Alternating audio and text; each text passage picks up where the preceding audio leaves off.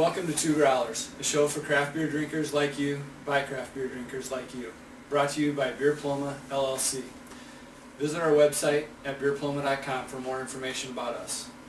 Hi everybody, and welcome back. We're the Two Growlers, Lynn and I'm Will, and welcome back to episode number 8, Don't Fruit My Beer. So before we get into our beers here though for tonight, we got a couple things to clean up. First off, let's reintroduce Chris. Welcome back to the show. Nice to be back. Welcome, Chris. So glad we could have you here. And then next up, we're going to go off into our events that we have going on right now in the brewing industry around the Twin Cities here. First off is Brew City Gear is offering us a special deal. Just go to www.brewcity.com and enter our promo code Beerploma, all in lowercase letters, and you'll get a 20% discount and also free shipping on orders over $75. Flat Earth has an announcement for us today. They are in the process of moving over to their new site at the Old Hams Brewery. Follow along with their progress at www.flatearthbrewing.com. Shells has a bevy of new beers coming out. New beers that are coming out early November, between now and early November, is their Framboise du Nord, which is their Star of the North series. And then they have the new beer that's just came out, should be hitting the shelves as we speak, and that's their Fresh Hop, which is a super IPA. And then they have their Collaboration Stag Series number 8. For more on these beers, just go to www.shellsbrewery.com. Also, Bent Brewstillery, their Nordic Blonde and our Dark Fava, which we covered in our last episode, episode number 7, will be hitting store shelves across the metro in early November. Make sure you visit www.bentbrewstillery.com. And also don't forget to check out our podcast exclusive interview with Bartley, their head brewer. And it's available on our podcast channels, including YouTube and iTunes. So before we get into our beers here, we also have our gadget of the week. And this week's gadget is the Duluth Pack Growler bag with the Fickers logo on it. I just happened to come back from Duluth, and you'll be seeing a blog article on this pretty soon here about all the beers I drank up there. And I happened to pick this up, a little birthday present to myself, and it's got the nice Fickers logo in here. And it's a perfect size for a growler. I think this is the first time we've ever featured a growler on our Two Growler show. So it's a perfect size for a growler. It kept my growler of Kolsch that I brought back from Fickers cold all the way back from Aiken, Minnesota. And it's also a lifetime warranty on the manufacturing part of this because it is Duluth Pack, which is like a real high name in packs and bags and camping gear. So make sure you check this out. You can get them at www.fickersbeerstore.com. So today's episode is Don't Fruit My Beer, and we're going to do exactly the opposite of what's in our title. We're actually going to fruit our beer. We're actually going to be talking about one sour beer here from New Glarus Brewing, which is their Serendipity. And then we're going to also talk a little bit about ciders because it is fall. It's a great October night out there right now. And we're going to bring in a cider from Maiden Rock Cidery, which I got on a little road trip not too long ago. And also Andy, who is part owner of Beerploma, and also has many credits as director and cameraman for our various podcast shows, has homebrewed us a nice cider that we're going to also introduce on the show. So we're really looking forward to that. Should we dig in, guys? Let's get to this.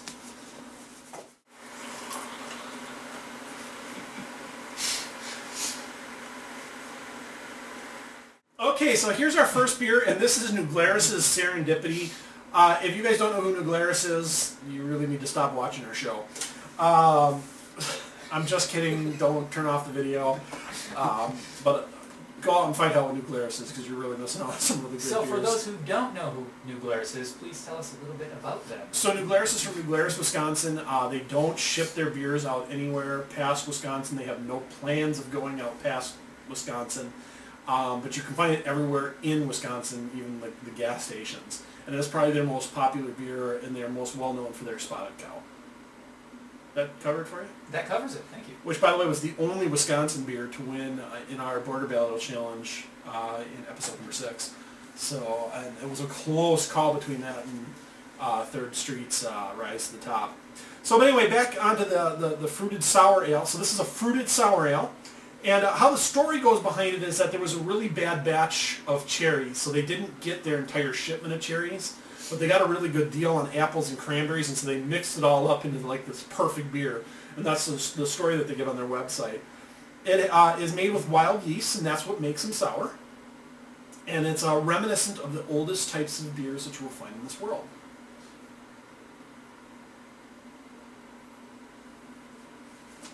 So, just smelling the beer, you can smell just how fruity this Yeah. beer is. It smells like grapefruit juice almost. Oh, yeah, I mean, yeah, really. That's a great, it actually even tastes a little bit like juice more than beer.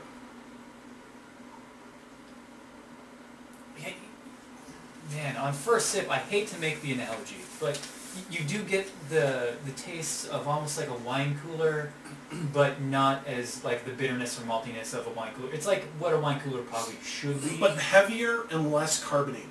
Oh yes. I mean, like a wine cooler is really carbonated and it's really light. Where this is really heavy. This almost drinks more of like a thick red wine. Yeah.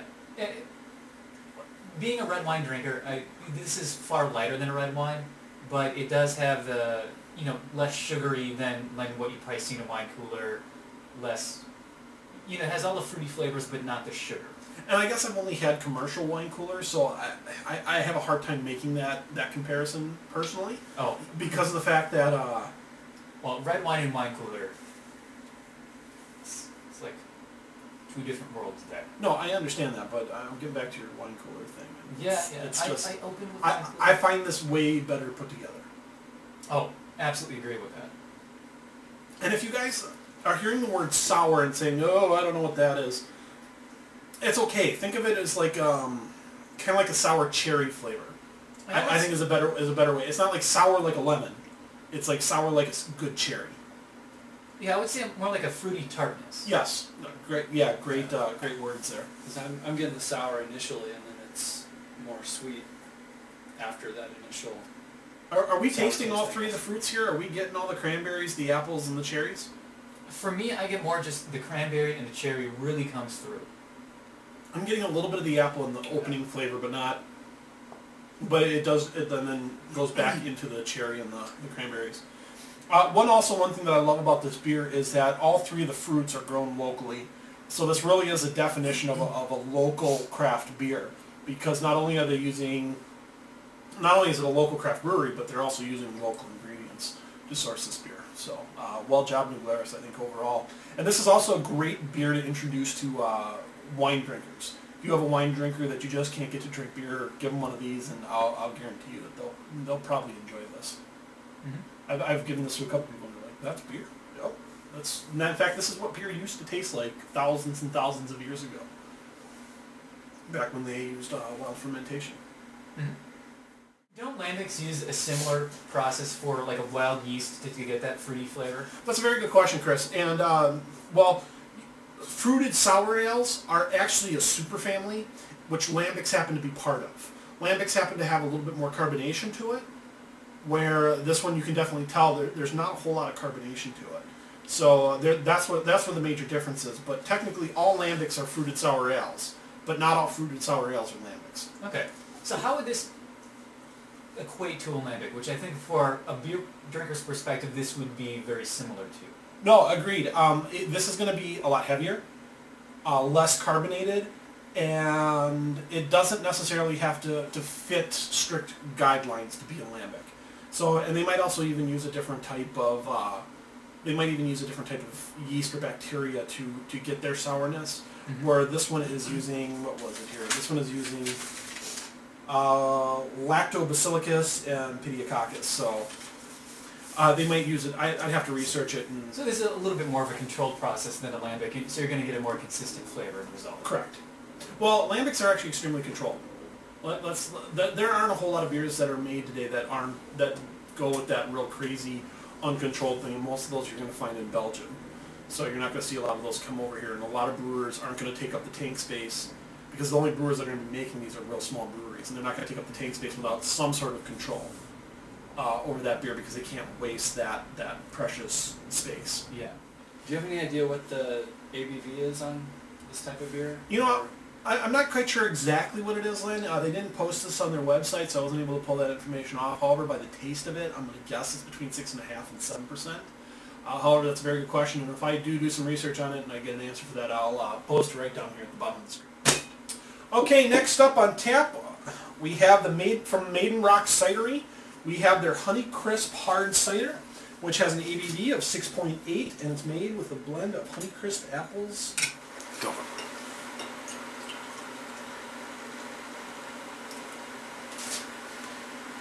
Are you ready? Okay, so here we're back with our Honeycrisp, with our Honeycrisp Hard. As you can see, I can see the label on the other side of the glass just about as clear as can be. It's pretty clear. That is extremely a clear cider. So this is made with Honeycrisp, and I can't remember the name of the other apple in there. I did get to talk to one of the people who worked at the cidery. He was telling me about tannins, and that's what they Honeycrisps are a really sweet apple, so they don't make for very good cider apples. So they actually have to blend the Honeycrisp in there because they wanted that Honeycrisp flavor, but they needed to put a beer or an apple with higher tannins in it in order to get some bitterness out of it. So, what do you guys think? It's very light, very, very light aroma. I think it's extremely sweet, and you know, I have to admit, I am a beer drinker, but I really wanted to do ciders for this fall episode, and I just happened to come across this cidery by accident, and it was like it spawned the idea of the show. And the only comparison I really have to this is Woodchuck's cider, and this is so far and away better than Woodchuck's. I mean, it's just it's smooth, but it's sweet. It's got a little bit of a bitterness to it. It's not heavily carbonated. It sits well on your palate. Mm-hmm.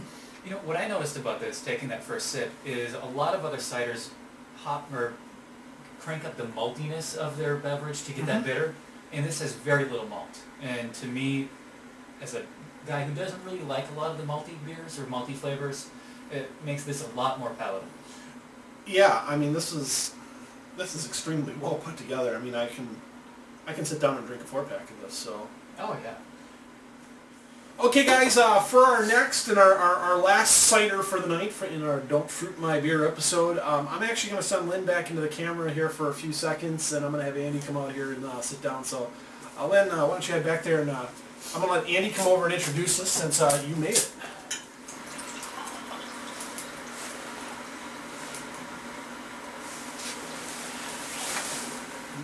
Andy, welcome to the show.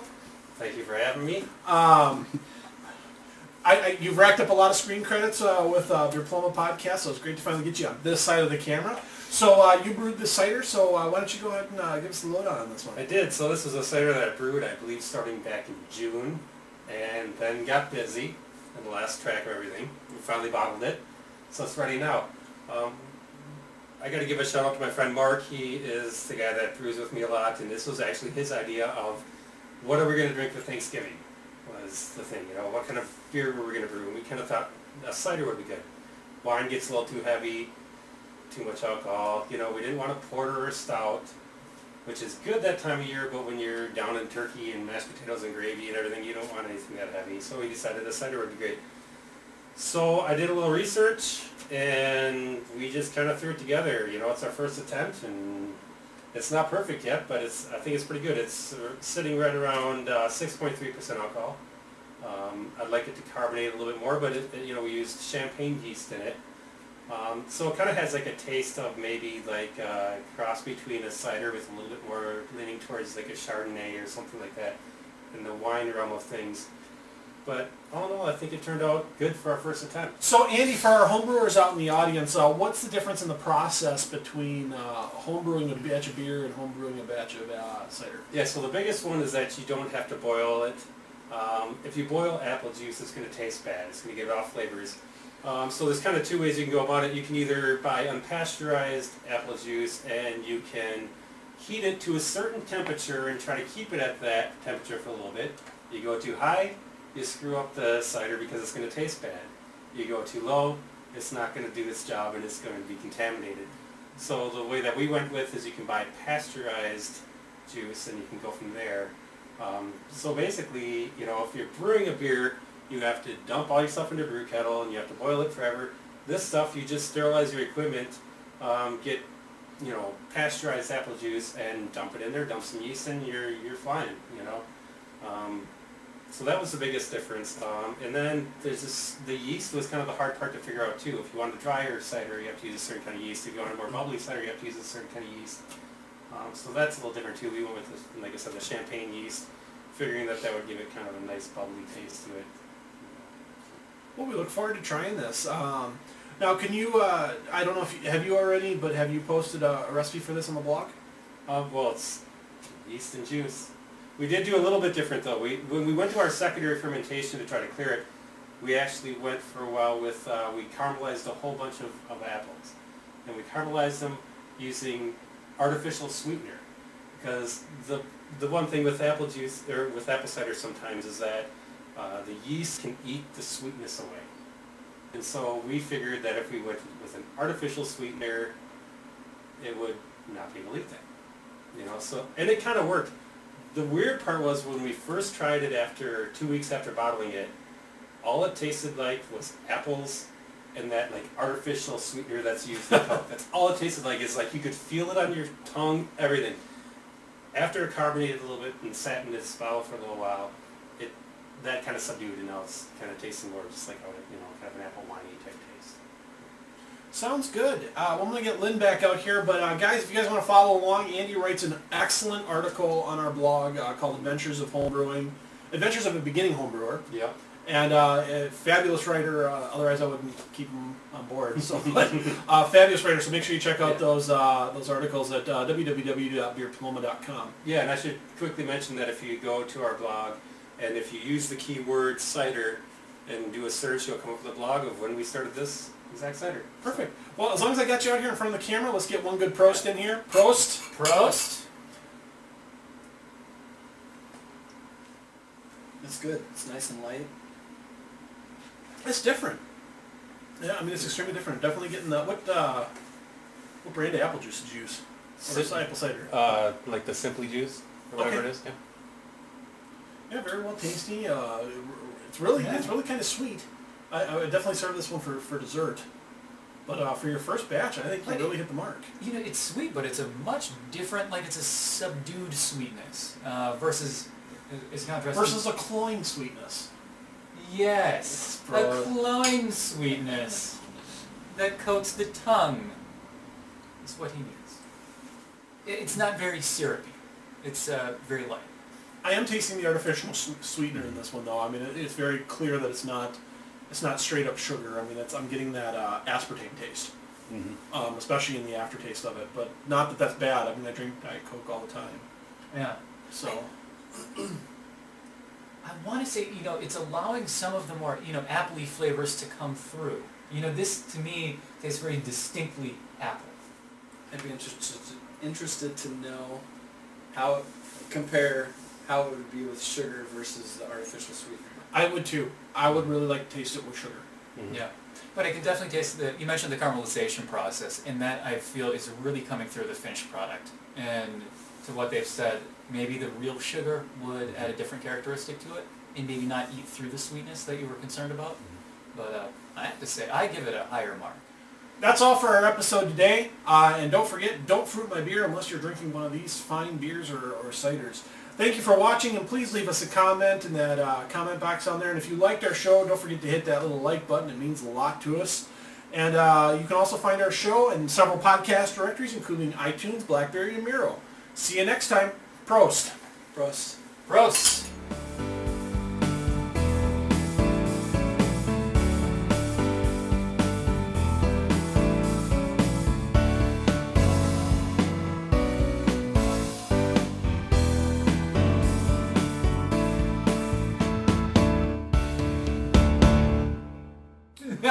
Now let's start the 15-minute long blooper reel, people.